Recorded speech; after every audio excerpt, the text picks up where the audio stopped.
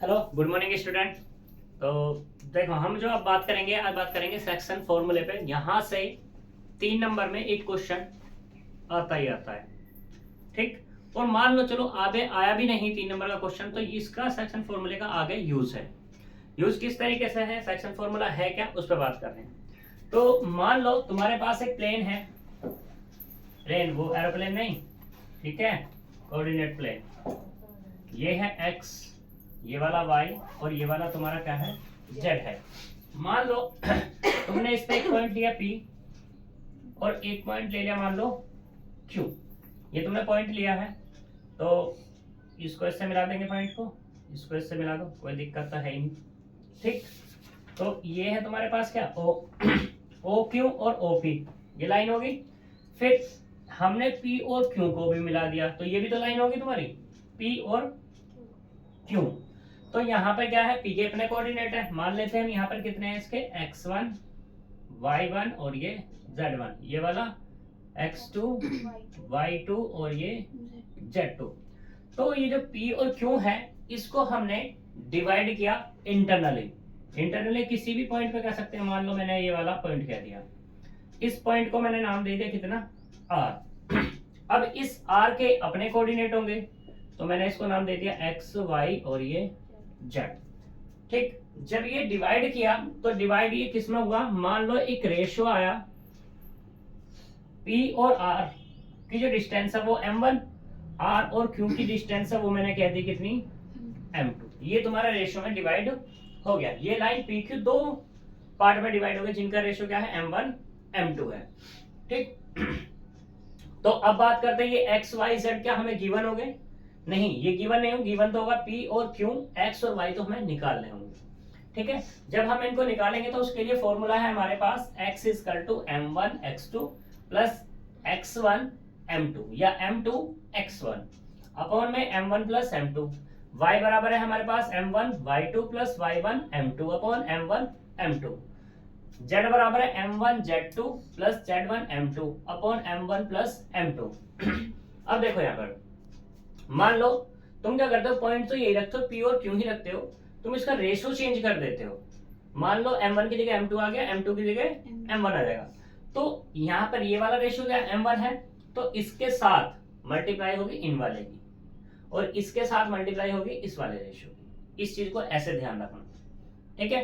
अब यहाँ पे डिफरेंट डिफरेंट टाइप से डिफरेंट डिफरेंट केस यहाँ तुम्हारे बन सकते हैं कि मान लो इफ m1 बराबर किसके हो जाए, m2 के, यानी कि ये जो हमने रेशियो आया, ये जो पॉइंट हमारे पास r आया, p से और q से दोनों से सेम डिस्टेंस पे है।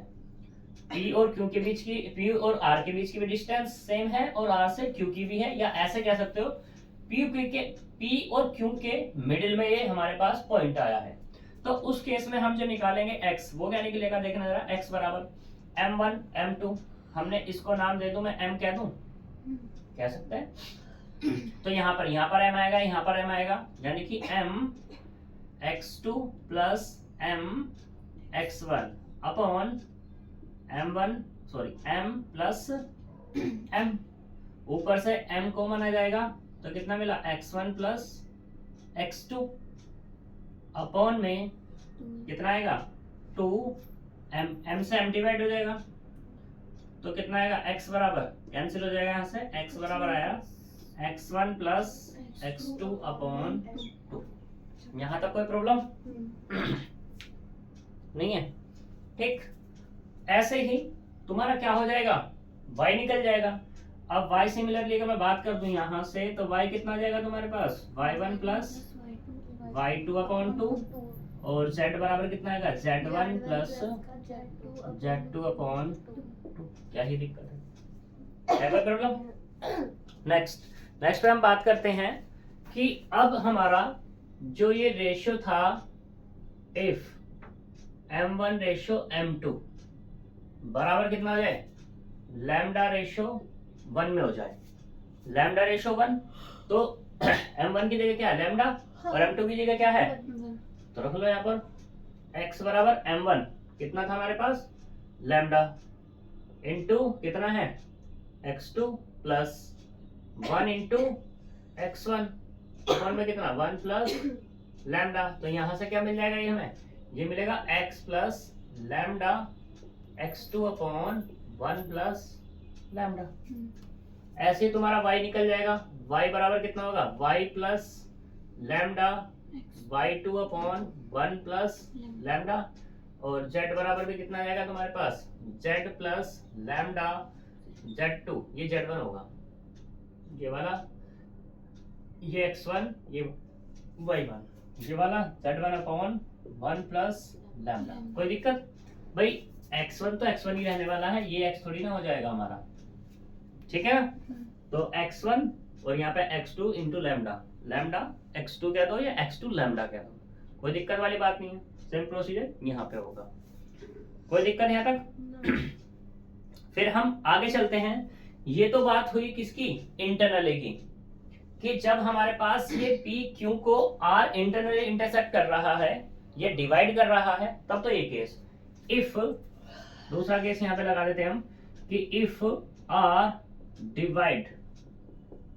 divides the line या the point PQ, the points PQ externally जब ये डिवाइड करेगा तो उस केस में तुम्हारे पास क्या मिलने वाला होगा, ये इस पे हम बात करते हैं।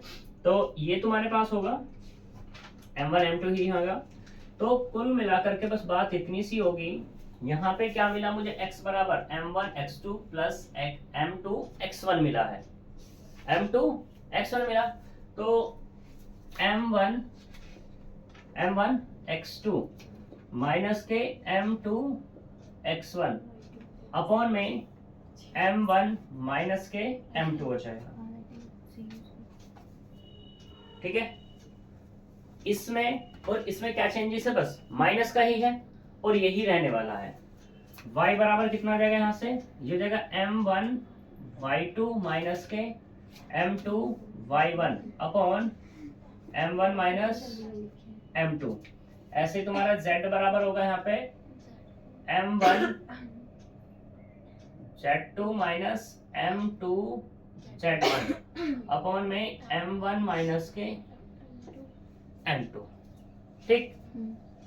रेशो यही रहने वाला है M1 M2, बस नेगेटिव क्या हो जाएगा तुम्हारा, M2 हो जाएगा। ये दिखेगा किस तरीके से, अगर देखना तुम चाहोगे तो यहाँ पे तुम देख सकते हो, ये वाला मान लो यहाँ पर ये वाला P है और ये वाला क्या है तुम्हारे पास, Q है, तो R तुम्हारा क्या होगा, यहाँ मिल जाएगा मान लो, ठीक है। पूरी की पूरी डिस्टेंस अगर ये है तो दूसरी कहा जा रही है मेरे हमारे पास, ये है ना, ठीक। तो यहाँ पर अब जो M1 होगा ये, ठीक है, और M2 जो होगा, M2 कौन होगा तुम्हारे पास, M2 होगा ये, ठीक है। तो M1 में से हम माइनस कर देंगे किसको, M2 को, ये डिस्टेंस हमें फाइंड हो जाएगी, ठीक है। चलते हैं आगे।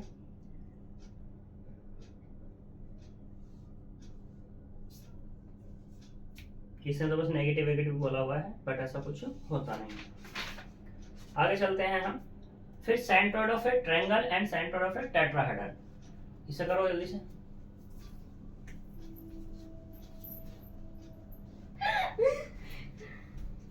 देखो अब बात करते हैं सेंट्रोइड ऑफ ए ट्रायंगल, ये लास्ट टॉपिक है, तो इसी के बेस पर तुम्हारे क्वेश्चंस होंगे वहां पर। तो centroid of a triangle and centroid of a tetrahedron, इन पे बात करते हैं। सेंट्रोइड ऑफ ए टेट्राहेड्रन पे बात करते हैं, ट्रायंगल पे बात करते हैं। मान लो ट्रायंगल है तुम्हारे पास ए बी और सी, तो इसका तुम्हें सेंट्रोइड बताना है, तो सेंट्रोइड मैंने क्या दिया इसको G। तो ये जो इसका सेंटर होगा वो क्या होगा, उसके लिए हमारे पास फॉर्मूला है x1 plus x2 plus x3 upon 3, y1 plus y2 plus y3 upon 3, z1 plus z2 plus z3 upon 3। ऐसे तुम्हारे किसकी बात करें, टेट्राहेड्रन पे बात करते हैं। टेट्राहेड्रन हमारे पास है A B C और D, ये है मान लो। तो ये है सेंटर तुम्हारे पास क्या, G, इसको बोलेंगे हम centroid of a tetrahedron.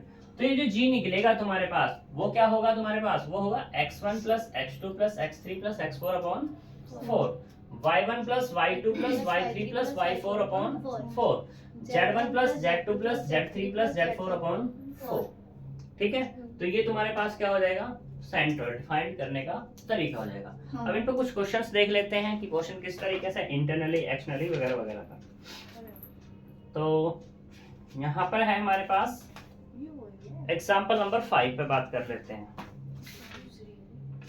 Example number 5, इससे पहला 4 भी है। इसने कहा find the coordinate of the point which divides the join of the point A and B. Example number 4 में बात की है इसने।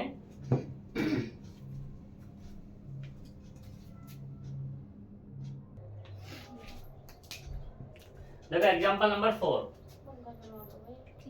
एग्जाम्पल नंबर 4 क्या है, ये कह रहा find the coordinate of the point which divide the join the points. Point दिए यहाँ पर इसने ए बराबर है 3 1 -2 एंड जो बी बराबर पॉइंट दिया हुआ है वो है अपने पास 1 -3 और -1। इसने पहले केस में कहा ये दो पॉइंट ज्वाइन हो रहे हैं और ज्वाइन कैसे हो रहे हैं, तुम्हारे पास इंटरनली है 2:3 में, और एक्सटर्नली जो इसने कहा है वो कहा है 3:1 में। ठीक है, तो सबसे पहले हम फर्स्ट वाले पे ही बात कर लेते हैं। तो जब हमारे पास फॉर्मूला है इंटरनली का m1:m2 का, तो उस केस में फॉर्मूला क्या दिया हमें, x बराबर m1x2 plus m2x1 upon m1 plus m2। y बराबर कितना दिया हुआ है, m1y2 plus m2y1 upon m1 plus m2। यहाँ पे z बराबर कितना दिया है, m1 z2 plus m2 z1 upon m1 plus m2। अब देखो यहाँ इसने m1 गिवन क्या कर दिया है, 2:3 कर दिया, और x1 x2 की वैल्यू वो है ऊपर हमारे पास, जो a है उसको x1 मान लो और b है उसको x2 मान लो। यानी कि x बराबर कितना आएगा, 3 इंटू में m1 कितना माना हमने 2 प्लस m2 कितना माना हमने 3 और इंटू में x1, गड़बड़ हो गई, हमें पहले लेना x2 कितना है 1, ठीक, इंटू में 1 और 3 इंटू 3, ठीक, और यहाँ पे कितना 2 प्लस 3, तो यहाँ से कितना 2 प्लस 9 अपॉन 5 बराबर कितना 11 अपॉन 5, ये मिला हमें। ठीक, ऐसे दूसरे वाले पे हम बात कर लेते हैं। अब y बराबर y2 मतलब कितना -3, m1 कितना 2 प्लस y1 कितना हमारे पास 1 और m2 कितना हमारे पास 3। ये तो 5 ही लिख लो, इसे तो कोई दिक्कत ही नहीं। तो यहाँ से कितना आएगा -6 plus 3 upon 5 equal to -3 upon 5 हो गया। ठीक है, दूसरे वाले में y तो हो गया अपने पास z बराबर कितना देगा m1 यानी कि 2, z2 यानी कि -1 प्लस 3 इंटू -2 अपॉन 5 -2 -8 अपॉन 5 बराबर कितना देगा -10 अपॉन 5 हो जाएगा। गलत है, 6 है, मैंने आंसर ही लिख दिया। ठीक है, तो ये कितना देगा -8। तो हमारे पास ये जो पॉइंट R था, इस R के पॉइंट क्या निकले अपने पास, ये निकला 11 अपॉन 5 -3 अपॉन 5 -8 अपॉन 5। ये जो हमारे पास इंटरनली था उसकी वैल्यू फाइंड हो गई। सेकंड वाले पे बात करते हैं एक्सटर्नली में क्या है कि एक्सटर्नली की बात हो रही है और रेशो क्या है हमारे पास m1:m2 बराबर कितना दिया इसने 3:1। उसके लिए क्या फॉर्मूला था हमारे पास, x बराबर m1x2 -m2 x1 upon m1 minus के m2 ये था।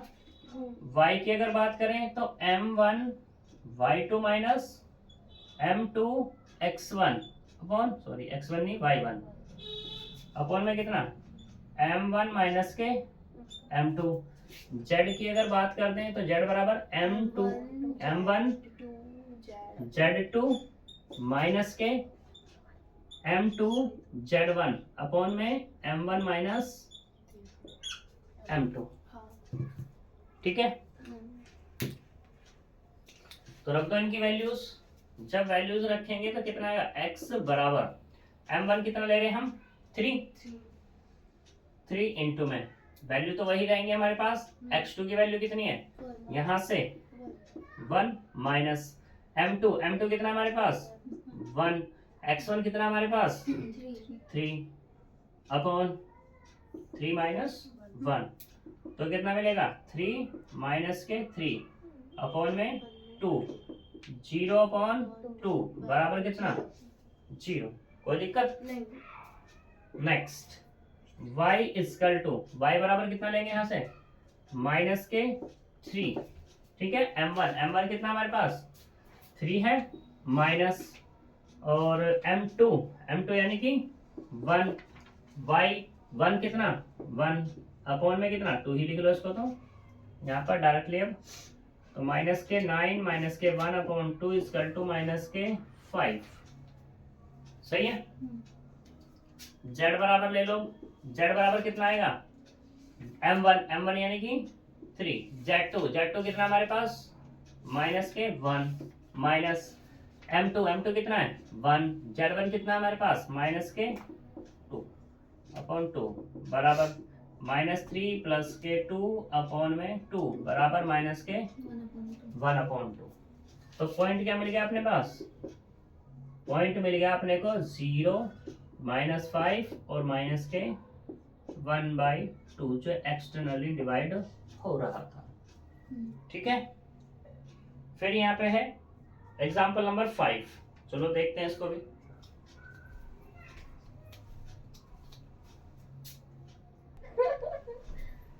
देखो एग्जाम्पल नंबर 5 कह रहा है A point lies on the line whose end point. एक लाइन है जिसके एंड पॉइंट इसने दे दिए ए और वो क्या दे दिया बी। वो क्या है यहाँ पर 1 2 और 3। दूसरा वाला है हमारे पास 2 10 और ये 1। If the z coordinate of p is 7, इसने कहा A point p lies on the line है, लाइन पर है यानी कि ए बी जो लाइन है इस पर ये p है। ठीक है, तो यानी कि p यहां मान लो इंटरनली ऑन द लाइन है तो बाहर तो जाने से रहा, जब बाहर नहीं जाएगा तो क्या अंदर ही जाएगा, अंदर का मतलब क्या इंटरनली हो जाएगा। फिर इसने कहा है z कोऑर्डिनेट दिया इसका, बस इसका कोऑर्डिनेट क्या दे दिया x नहीं पता y नहीं पता लेकिन z बराबर पता है कितना 7 वो इसने दे दिया है। फाइंड द अदर कोऑर्डिनेट्स, जो x y z की से वैल्यू फाइंड करके दिखानी है। तो अब क्या हमें यहाँ पे रेशियो दिया हुआ है, रेशियो नहीं दिया हुआ। जब रेशियो दिया नहीं होगा तो हम उसको मानेंगे लैम्डा और 1 में। किसको मानेंगे लैम्डा और 1 में। जो m1 m2 तुम्हें तब मानने होंगे जब रेशियो दिया हुआ होगा, और अगर नहीं दिया हुआ तो लैम्डा 1 में हम इसको मानेंगे। तो हम कह देते हैं यहाँ पर लेट द रेशियो, वो क्या है ratio is lambda ratio 1, then z बराबर कितना आएगा, z बराबर lambda z2 plus 1 into z1 upon lambda plus 1, ये होगा। तो यहां से z की वैल्यू मुझे गिवन है, मैंने ये वाला लास्ट वाला पॉइंट इसलिए लिया क्योंकि मुझे यहाँ गिवन था ये। अगर मान लो y गिवन होता तो y वाला ले लेते, x वाला गिवन होता तो x वाला ले लेते। लेने का पर्पस क्या है, पर्पस ये है कि ये मुझे लैम्डा पता लग जाएगा, और जैसे लैम्डा पता लगा फिर तो हमारे पास फॉर्मूला है ही। तो यहाँ से कितना आएगा लैम्डा z2 कितना हमारे पास 1 प्लस 1 इंटू z1 कितना हमारे पास 3 लैम्डा प्लस 1, तो कितना मिला lambda plus 3 upon lambda plus 1, इसकी मल्टीप्लाई कर देंगे इधर, तो 7 लैम्डा प्लस 7 बराबर लैम्डा प्लस 3। तो यहाँ से लैम्डा यानी कि 6 लैम्डा और ये उधर जाके माइनस के 4, तो लैम्डा की जो वैल्यू आई है माइनस के 2/3 आ गई। ठीक है, अब तुम्हें क्या करना है, बस x निकालना है। x बराबर कितना होगा lambda into x2 plus 1 into x1 upon में कितना लैम्डा प्लस 1, चाहो तो 1 हटा भी सकते हो, कोई दिक्कत वाली बात नहीं है। लैम्डा की वैल्यू माइनस के 2/3, x2 कितना है हमारे पास, x2 है हमारे पास 2 और x1 कितना है हमारे पास 1 अपॉन में माइनस के 2/3 प्लस 1, तो 2 यानी कि माइनस के 1/3 और अपॉन में कितना फिर से 1/3 यानी कि 1, वो भी कैसा माइनस के। ऐसे ही y बराबर आ जाएगा तुम्हारे पास, y बराबर लैम्डा y2 प्लस के y1 अपॉन लैम्डा प्लस 1 बराबर लैम्डा की वैल्यू माइनस के 2/3, y2 की वैल्यू कितनी है 10, y1 की वैल्यू कितनी है 2 और अपॉन में से तो लिख ही लूँ कितना 1/3 ही लिख लेते हैं इसको। तो यहाँ से कितना आएगा 26 14/3 अपॉन में 1/3, तो कितना मिला माइनस के 40। ठीक है जी, तो यहाँ पर अब तुम्हारे पास अगर इस पॉइंट की मैं बात कर दूं तो पॉइंट तुम्हारे पास क्या मिल जाएगा, ये जो P पॉइंट है ये मिल गया अपने को, एक मिला -1, एक मिला -14 और ये 7 एंड लैम्डा बराबर कितना है माइनस के 2/3। ठीक है, फिर ऐसे ही तुम्हारा एग्जांपल नंबर 6 है, find the ratio in which XY plane divide the joint A and B। XY plane की बात हो रही है, तो XY प्लेन पे है, मान लो ये तुम्हारे पास ये था, ये X ये Y और ये वाला Z, इसने कहा XY प्लेन यानी कि इस प्लेन में जाएगा, इस प्लेन में जब जाएगा तो मान लो अगर ये तुम्हारे पास A है जो इसने कहा हुआ है A और ये है तुम्हारे पास B, XY प्लेन में है तो पॉइंट मान लो ये है तुम्हारे पास। अब XY प्लेन में एब्सेंट कौन है Z एब्सेंट है, तो यानी कि ये जो पॉइंट होगा ना तुम्हारा XY 0 हो जाएगा। पहले Z बराबर कितना था, अब की बार कितना है, सेम प्रोसीजर, इसने रेशियो की बात कर रहा था बस ये। फिर है find the ratio in which the join of A B divides by the plane is this.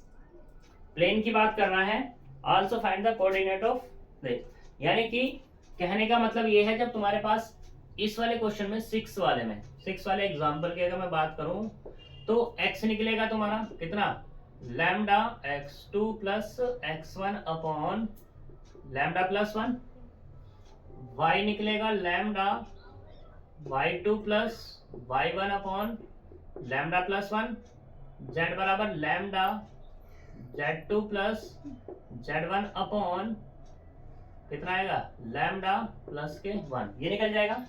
तो इसने ये कहा कि A B divide by the plane, यानी कि ए बी है जो ये लाइन है और एक तुम्हारे पास कोई भी प्लेन है, कैसे भी दिया हुआ हो, ये ए है ये वाला बी है, तो ए बी इस प्लेन को डिवाइड कर रहा है। मान लो वैसे लाइन से दिखाई दे रही है, ये प्लेन होगा कोई, तो इसको डिवाइड कर रहा है, तो इसका मतलब क्या होगा कि एक्स वाई जेड इसको इंटरसेक्ट करेगा तो एक पॉइंट मिलेगा, तो इस प्लेन पे वो एक्स वाई जेड यानी कि वो पॉइंट पड़ेगा।